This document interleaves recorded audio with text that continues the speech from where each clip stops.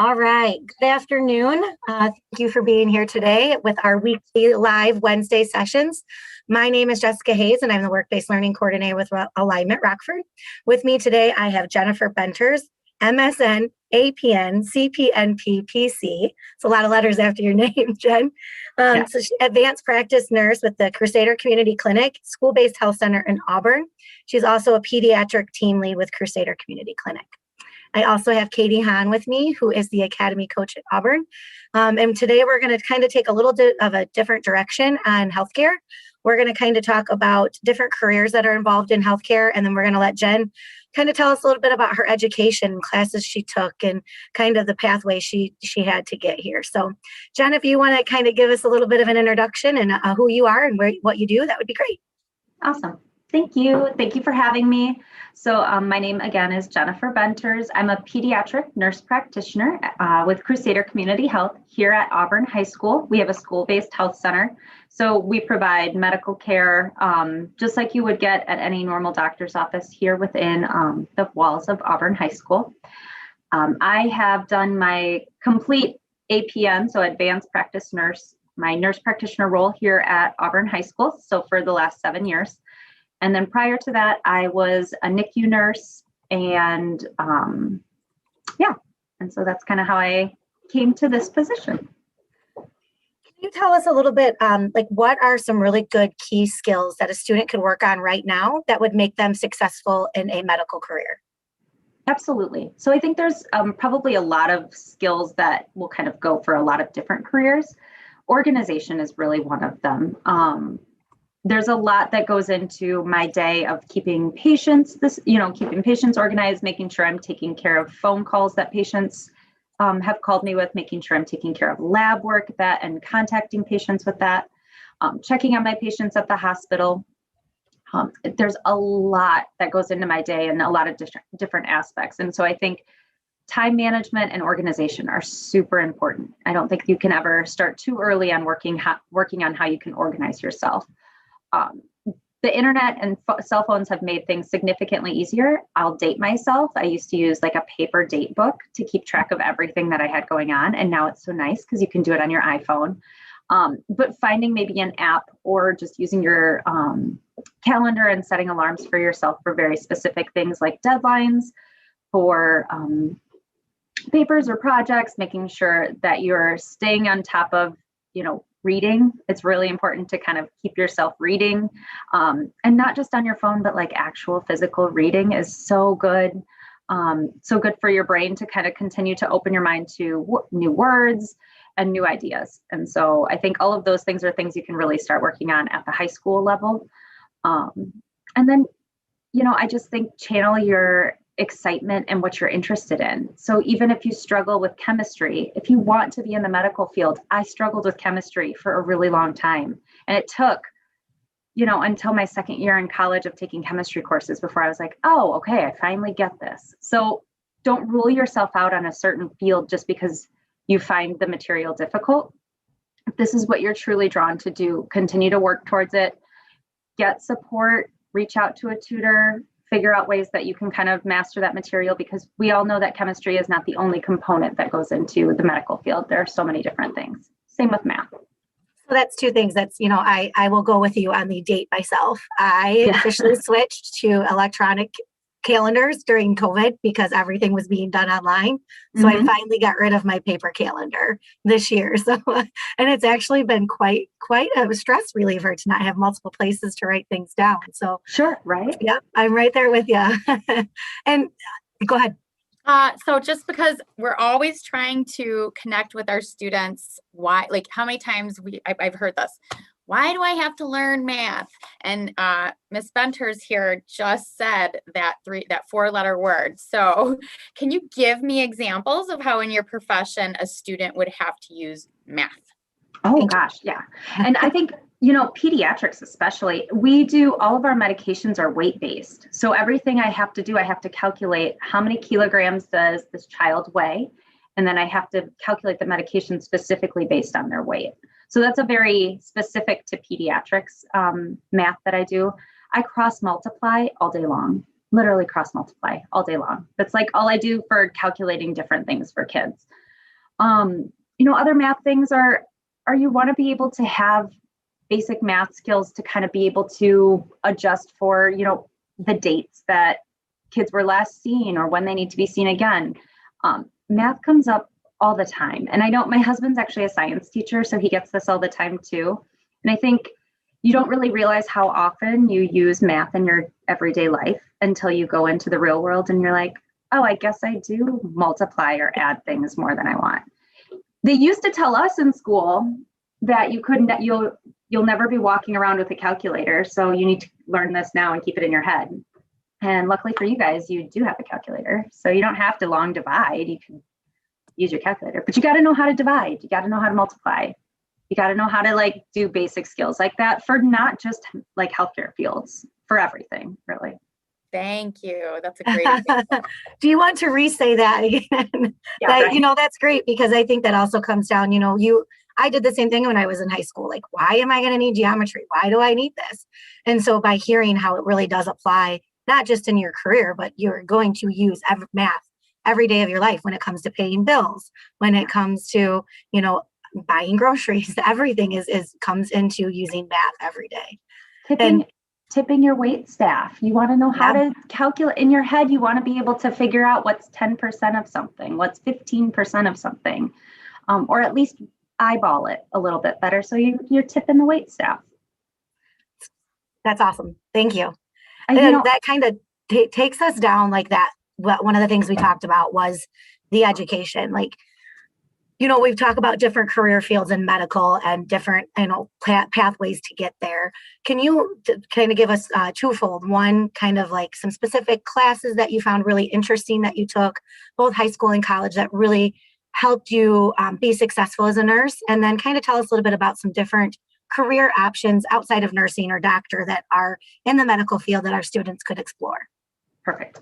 I do want to go back to that last one real quick. Sure.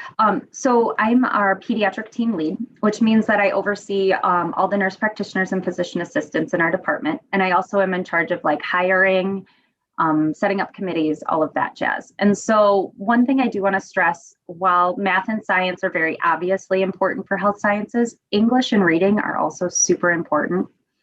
I cannot stress to people enough that the importance of being able to craft a professional email, or be able to use words that are professional in an interview.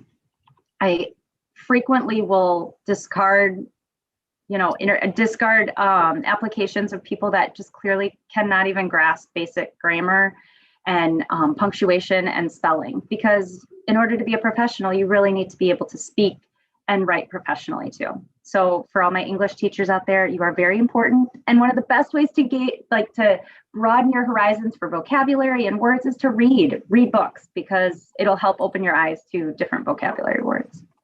Thank you. I'm glad you elaborated on that, because that's super great advice too. Coming from my background, I've done a lot of resumes and interviews, and I worked for a staffing company for a little while. And that is one of the things that we constantly saw was an issue, is just the applications and the resumes, and being able to construct an email to apply for a position. Those are extremely important to get your foot in the door. And then once you get in the foot in the door, you can do the rest of it, the work from there. But you've got to have that front line it's just as important as getting your foot in the door. Absolutely. And you can blow me away in an interview if you can get in, if you can show me that this is a nice resume, come in and blow me away with how awesome you are, but you got to get in to get there. So. Absolutely. Our students don't always realize that. They'll contact me and say, I applied here, no one's getting back to me. Well, that's because they have 100 applicants. And unless you go above and beyond and write a cover letter or something that puts you above the rest, lots of times they'll just delete so many until they find one that stands out. So that's a great point. Absolutely. So, okay, now I'm going to forget. So remind me what hello. Hi. Hello. Sorry, I didn't see your emails until just now. Okay. We are live on YouTube. So if you want to introduce yourself and what you do at UIC, and we're already live on YouTube, so go right ahead. Okay. I'm Dayne Hester, and I am a first-year medical student here at the University of Illinois College of Medicine in Rockford. And So far, I'm in my last block of my first year of medical school. Awesome. Well, we just started talking about education, and this is Jen Benters. She is an advanced practice nurse at Crusader Community Clinic, working inside the health facility at Auburn High School. So what we were just kind of talking about education, Jen, that's where we were going. Different options for careers in the medical field, what the different options are, and then talk to us a little bit about specific classes or any sort of education you could give us that would be very important for students to take either now or, start to look to take when they advance in their education. Sure. So, I think it's important to note that within both the hospital and the clinic, there's a bunch of different roles that are not just doctors and nurses. So within our clinic setting, we have what's called a CMA, a certified medical assistant, and they're kind of responsible for rooming the patient, obtaining vitals, getting a history, and then discharging the patient afterwards. They're also a good assistant to the providers that are taking care of the patients at the facility. So they'll call parents with lab results, help facilitate any med problems, that kind of stuff. And so it's a great option to kind of get your feet wet, because typically it's a certificate program. And so if school is not your favorite thing, but you still want to get into healthcare, there are lots of options, and CMA is one of those. On the flip side, it's also a CNA, a certified nursing assistant. Those operate more in the hospital and nursing home arenas. And so they assist with bedside needs, change linens, help with bathing, and help with routine things that the patients need throughout the day there. They do not pass meds. Medical assistants, however, are allowed to pass certain meds, and they can give vaccines. Nursing assistants cannot. And I think it's important to note, and I said this previously when we've talked, that the CNA programs that are offered through the high schools around here are just fabulous. And if you're really drawn towards a healthcare field, it would be awesome to get that experience while also getting paid. So I would highly recommend people look into those CNA programs. There's also phlebotomy, so drawing blood, typically an associate's degree or certificate degree program as well. RNs can be AP, they can be associate's degrees, although I really encourage people to get their bachelor's degree. I think the future post-COVID, once health systems kind of get back up and running and figured out, will be that they'll want most nurses to be bachelor's prepared. So, as I know, Highland is one of them that offers associate's degrees in nursing. And certainly I encourage you, if that works best for you, to get it right then, to do it, but also plan to get your bachelor's eventually, because I think that will be the standard. And then APNs like me, advanced practice nurses, are now doctorate programs. And that's 4 to 7 years after your 4-year bachelor's degree to get your APN. And then there's physician assistants, which are very similar in their practice to nurse practitioners. So we both can see and treat patients, prescribe medications, order labs, see patients like normal, take care of diagnosing and prescribing medications, usually for the most part, without the direct guidance of a physician. We can take care of that. Physician assistants have a little bit different rules about what they can do. And then both of us collaborate with a physician regularly, depending on where you work, to get help. And then obviously physicians are just traditional medical doctors, as you think of them, that treat and take care of people. There's a lot of other stuff in between there, but those are some good examples, and certainly can use some of those as stepping stones to the others. I know a lot of people that are medical assistants or nursing assistants that go on to get their nursing degree after they have a few years experience. Do you mind if I ask a question, Jessica? It's all yours. Go right ahead. For both Mr. Hester and Ms. Benters. I'm a student. I know I want to get into the medical field, right? So I'm thinking my easiest kind of route I'm going to go into nursing. End goal.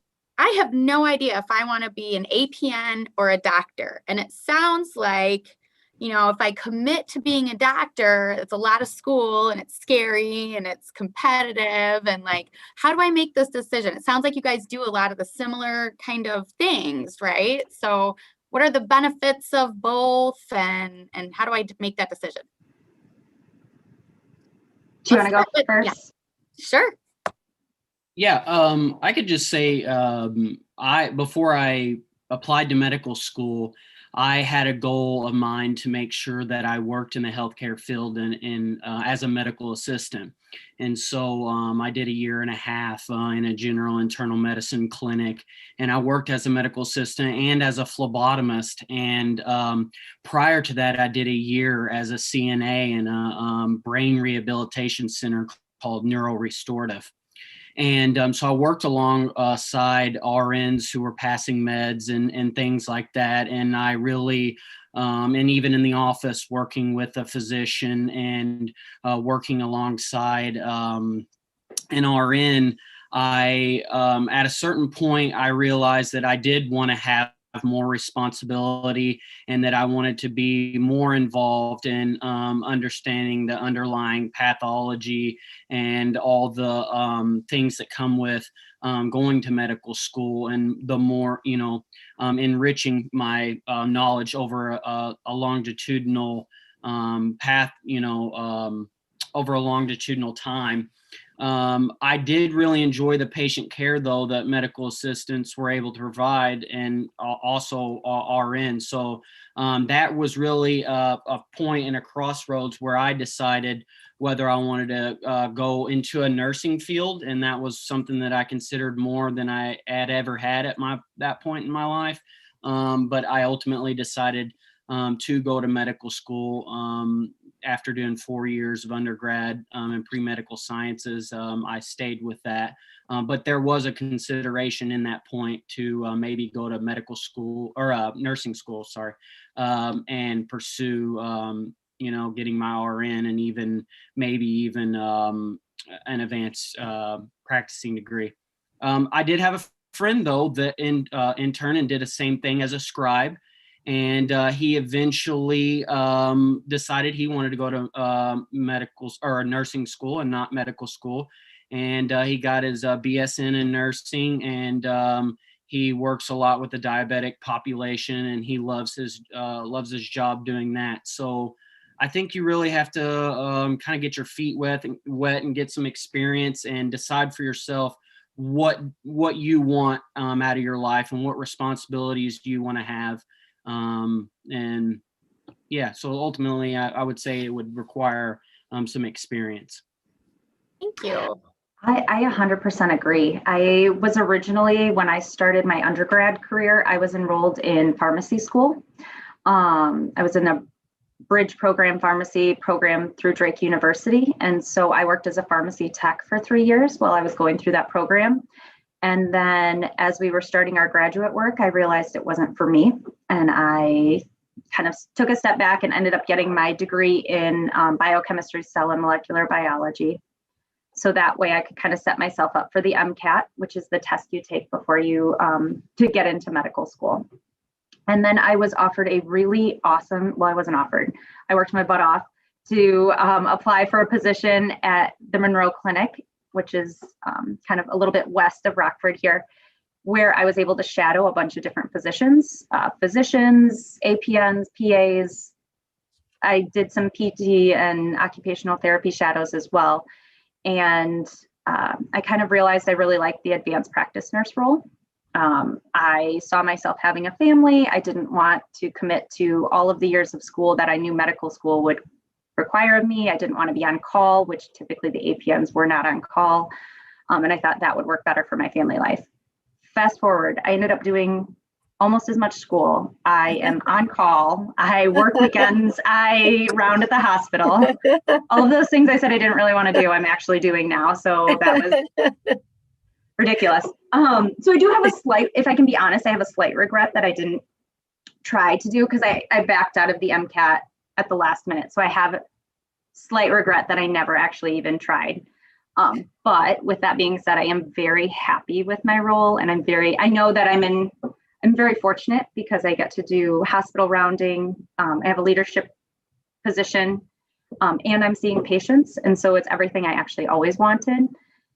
And I have my family. So it turned out to be great. But to echo what Dayne was saying, agreed. I don't think you can know until you have a little bit of experience with what's out there.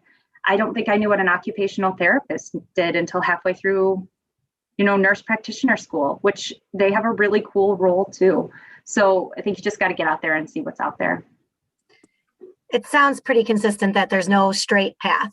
No matter what career field you take, whether it's medical, whether it's business, whatever that is, consistently that I've done these live panels on every Wednesday is that everybody's path is different and it's all winding. There's no straight path to get to the end goal, but just be passionate about what you want to do and what you want that end goal to be, and work your hardest and your best to get to that end goal. Yeah. Go ahead. Can I say something? Sure.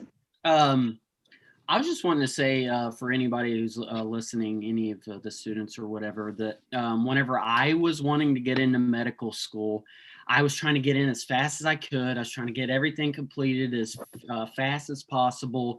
And now that I look back, I'm so glad that my pathway wasn't straightforward, that it was, that I did go work at a brain rehabilitation center, that I did gain some experience in a doctor's office, because I almost applied to medical school before being offered the job position to work as a medical assistant. So I withdrew my application that year to gain a year worth of experience. And as I was talking to people, some people were like, no, don't do that. Just go ahead and apply and get in as fast as you can and complete medical school as fast as possible. But I'm so glad that I took the step back and gained the experience that I did, because now in medical school, there's a lot of things that just make much more sense. And then you get to see, from the clinic to, the book, and kind of being able to make those connections. So for anybody that was like me and wanted to do it as quick as possible, you got plenty of time, and do take your time to enrich yourself with other experiences that will ultimately come back probably to help in the end. Can we ask Dayne a typical day? Like, how many hours of schoolwork are we talking? So everybody gets intimidated by medical school, and it is hard work at times, but honestly, I would say that undergrad was harder. I would actually say undergrad was harder. I was working a job that was 35 hours a week, sometimes 40 hours a week, taking 17 credit hours, trying to study for the MCAT. And that was, in a sense, harder than now, where I'm unemployed. I'm a student, as I get to be a student full time. But ultimately, and me and my roommate talk sometimes about how having a roommate also really helps in medical school to bounce ideas off of and stuff, to keep each other going. But ultimately, it's really not as difficult as I thought it was. There are difficult times, don't get me wrong, but if you use your resources and just lean on your classmates and on the faculty, it's fine. I mean, you'll get through it. You'll find a way. And so at this right now, at the end of this block, I've been looking back like, wow, I've already almost completed my first year of medical school. And it wasn't that bad. I still had time for myself and made time for exercise and hobbies and things like that. So if you just schedule those things in, they will get done. But there are other people that allow it to consume them, and they, study 12 hours a day and, stuff like that. It's just whatever you want to do, in a sense, with that. But a typical day for me is getting up and doing Anki. There's a awesome program called Anki that's a flashcard thing. I watch videos and stuff, and then go to court cases and participate in those, and then usually have the most of the day off to exercise or get dinner or whatever. So it's not always study every single day. So I like Jen said in the last one you talked about how it's not like the TV shows. And this is almost like the same thing. Like, hearing how your day is as a medical student is not like the TV shows that they put out there. So it's great. This is amazing. You guys are just really giving us some great information, and our students information too. And I think one of the things we talked about, Jen, is you mentioned too about what we could do now. What could they do over the summer? We're down to our last 4 weeks of school. What could a high school student do over the summer that just makes them that much better? Like, what would you recommend? So, I mean, not letting your brain completely lapse is a good thing. Reading, I keep saying reading, but I really mean it. Like, you really should read. Like, you really should read. My husband's a teacher, so maybe that's what it is. But, you should keep your brain active, and think of ways that you can kind of advance yourself. It doesn't necessarily have to be through school, but I think, Dayne brings up a good point, and I feel this too, since I went in, I went through fairly quickly, but I realized from the beginning of undergrad to the end of my master's program, I learned how to study.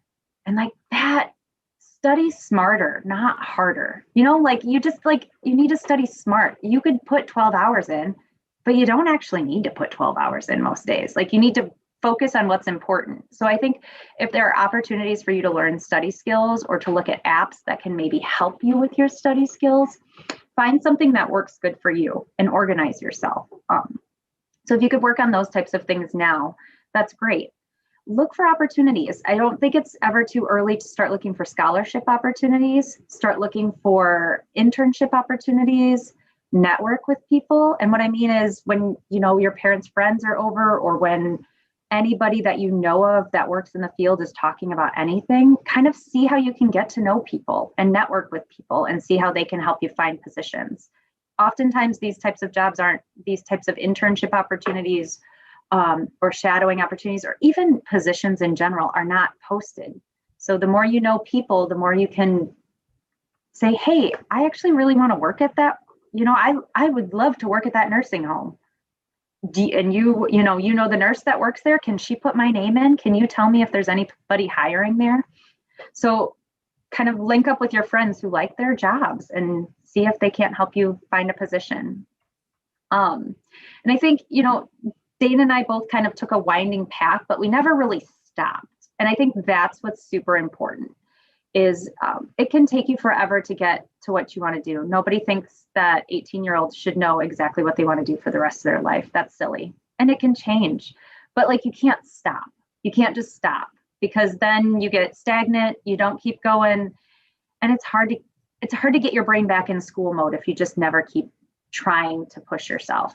So even if you find that your grades aren't what they want them to be, then do Rock Valley and get your grades, you get your GPA up, and then people won't look at your high school GPA because they'll be worried about your college GPA. So, start over, or, do those types of things to keep bettering yourself. There are a lot of opportunities where you can kind of reset the clock for yourself. I like that, really, the study smarter, not harder. And I was one of those that firmly started in my college was like, oh God, I'm studying for it, but then it never got me anywhere. So I learned probably by the time I finally graduated from college when I didn't need it anymore. So I think that that's really great advice to, it's not always about the time. It's about the quality that you put into that time. Yeah, it's almost, and especially when you're going through different types of, I'm sure for med school and nurse practitioner school, similarly, sometimes it's a badge of honor. Like, I studied 14 hours last night, and well, that's not necessary. Like, there are ways that you can retain the information in a more efficient way. And it's hard. You don't know that until you're older. And some of that comes with maturity. So just, yeah. Yeah, that's awesome. That's such great advice. Dayne, would you like to add anything additional? Yeah, I would echo what Jen said. Just a little bit about myself. I'm from a rural area, so I grew up in a town of less than 400 people, and I came from what some would say a disadvantaged background. So already from there, even going into undergrad, I had to kind of persistently search for opportunities and like turn every stone that I could find. So if you're persistent, go out and look for these opportunities and literally cold call, knock on doors, do everything that you can. And eventually, out of the 10 doors that you knock on, 2 may open and 1 may give you the position. So Yeah, just be persistent, and if that's what you want to do, you'll definitely get it if you're persistent about it. I kind of take a little bit of a flip side here. I do recommend 100% reading, because that you're passively learning. But I don't think that, for me at least, I was able to really learn how to study during like my free times. It was really whenever the challenge was presented, and I'd procrastinated a little bit. It was really like, all right, you got to study. So I thought I learned how to study in undergrad, and then I actually did a post-bac program, and that's whenever I really learned how to study in a post-bac program prior to medical school. So I thought I knew how to study in high school, and then I didn't. And I thought I knew how to study in undergrad, then I didn't. But I think from being presented with that challenge, you'll rise up to the challenge if that's what you really want to do. And you will find a way. You'll talk to a teacher. You'll find some sort of way. But don't be afraid. Don't be afraid to reach out to an instructor and say, hey, I'm just not getting this at all. And I need help. So do not be afraid to ask for help. You're still young and able to find mentors and things like that way. And if this is your last summer entering from high school into undergrad, take some time, enjoy your life. You can do a million things to try to prepare yourself, and that will help you in the long run. But there's a lot of relationships that you have built that will be some of the closest relationships you'll ever have in your life. And a lot of these people are going to go their separate ways, and you'll want to enjoy that time in your life. So while on one hand, take some time for yourself, put yourself in a good position for undergrad or wherever you want to go, but ultimately enjoy the time, because you got all the rest of your life to work or study or whatever. So build a hobby. Building a hobby or even a workout regimen, it would do you eons and eons better, in my opinion, to help you with any schooling or whatever you're deciding to do. Because having that outlet to release and de-stress is ultimately one of the most important things that you can do in any professional school or any profession in general, because it can be taxing and stressing, and you want to just take your mind off of it at times. Dayne, where are you from? I am from Ridgeway, Illinois. Okay. So, I'm from Lena, Illinois, which is also very super small. I'm from Mickatonica, Illinois, which is really super small. There we go. How did all of us rural kids end up here on YouTube? now it's going to be a competition. Who came from the smallest town?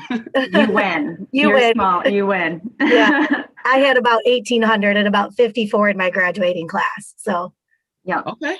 Yeah, there were actually, I think we had a little bit more in our graduating class than you. Awesome. Came from a town of 1,800. You guys beat us. And Katy, I think you went to Auburn, right? Went to so East. You're used to this big Yeah. high school. I'm big town compared to you guys. You probably put all three of our schools into Auburn's high school. I'm near though a lot of what Dayne said, because I am the first person from either side of my family to ever go to college. I am the first, like anybody, aunts, uncles. I had like 30 people at my college graduation because I was the very first. And now I have plenty of cousins who have gone after me. So I know entering college was really, we didn't know what to do. My parents didn't know how to help me. My parents couldn't financially help me with school. And so if you have similar experiences where you don't know how you're going to pay for school, you don't know how you're going to how do I even start this process, and my family can't even help me navigate it. Our school counselor was a huge help to me. He really guided me on the FAFSA process. And so if you're looking at, you need financial aid, the FAFSA is really super important to fill out at the beginning of the year, of the year that you're going into school. So reach out to your guidance counselor or any teachers if you have questions about that. And so that was a huge help. And I worked my butt off to try to apply for every scholarship that I qualified for. I didn't get all of them. I probably got a handful of them, but it was worthwhile to put the effort in to try and get as much money as I could to kind of help me now. And I have student loan debt and I'm paying it, but I have set myself up in a position. Yeah, right. And I think a lot of people do, but I've set myself up in a position that I can afford my payments. And so it's a worthwhile investment that I made in my education and made in myself. And it stinks that you have money, or you have loans, but again, it's a worthwhile investment in yourself. And so don't let finances or the fact that maybe you don't have support that can help you. If this is something that you are driven to do, seek out those resources at school to kind of help guide you and your family on that process. That was phenomenal advice. Amazing. A lot of our students can resonate with what you said. It's a very scary thing when you're going down a path that no one in your family or maybe even your friends have ever gone down. And it's a complicated process, right? But it can be done. And so thank you so much for sharing that. Sure. I'd absolutely agree. And I don't know how much time we have on this call, but we're already over time, but that's okay. We're just recording. We're live on. It's all going to be utilized for the students. It's recorded on YouTube. So you guys, this is amazing information. So I will not, if you're not on a time, we're good. For the students, I would echo exactly what Jen is saying. I was scared. I just as like a short story, I was in high school and I won the anatomy and physiology 1 and 2 award back to back. And my science teacher kind of nurtured that love for science. And I came to her and I was like, I want to be a doctor. I was like, I've made this decision. I want to go to college. And nobody in my family, I talked to my dad. He had no clue what to do. My mom had no clue what to do. So it took like a group of teachers at my high school. And we were like, okay, well, we will apply to all these colleges. We'll do the FAFSA. They sat down and helped me do the FAFSA. They, found scholarships for me to apply to. I applied to a lot of scholarships like Jen did and didn't get a lot of them, which was discouraging, but I just kept going. And ultimately, a lot of my undergrad was paid in financial aid. But, it got me through and got me to the point that I needed to be. And I remember there being, a point where I was in undergrad and I was like, I should be working in the coal mine somewhere, I should be doing, I kind of had that imposter syndrome of, I'm not smart enough to do this. And as soon as I opened my mouth and people heard the way I talked and, kind of heard an accent, I felt like they thought I was dumb. And, coming from a small town where, not a lot of my friends or none of my friends actually went to college, all my best friends are laying concrete and working on the railroad and things like that. So, and there's nothing wrong with any of that, but I had anything to relate to. So for any of the students listening, if you feel that way, there may be some friends that you will have to separate yourself from just because, they may not be going your way, and that's okay. But just stay persistent if that's what you really want to do in life. Just stay persistent and just keep asking for help. Ask for help any and always, and no matter what, just keep asking for help, and eventually you will go through enough people and someone will say, I can help you. I got exactly what it takes. I know exactly what you need, and they will plug you in and you'll get rolling again. So don't be afraid, and just stay persistent and always ask for help. And that's something that I always would tell any students that I talk to. Absolutely. Awesome. Katy, anything else you want to add? No, but guys, so much appreciate you sharing your personal stories that are so relatable and really, really wonderful advice. Yeah. It's making me wish I would have explored some of these opportunities, but I can't really handle the blood like you guys can. So thank you for all that you do for the community and for us. Thank you. Yeah, thank you so much for being here today. We greatly appreciate it. Jen, thanks for doing it again. you won't see me now again. So thanks so much. I really appreciate it. And thanks so much for all the wonderful information that we'll share with students. And again, I'm sure if we have any students that reach out for questions or anything like that, I'm sure you two would both be available to talk with a student or answer any questions that they have. Absolutely. Thank you for having me. Oh, you guys were amazing. Thank you so much. I greatly appreciate it. Thank you for all that you do. Thank you. Yeah, Bye. thank you for having me, guys. To any of the students, Jessica, if you want to send her or send any of them my information, email. I have my cell phone number at the bottom of my email. I'd be happy to talk to any of them. Awesome. Thanks, Dayne. That's awesome.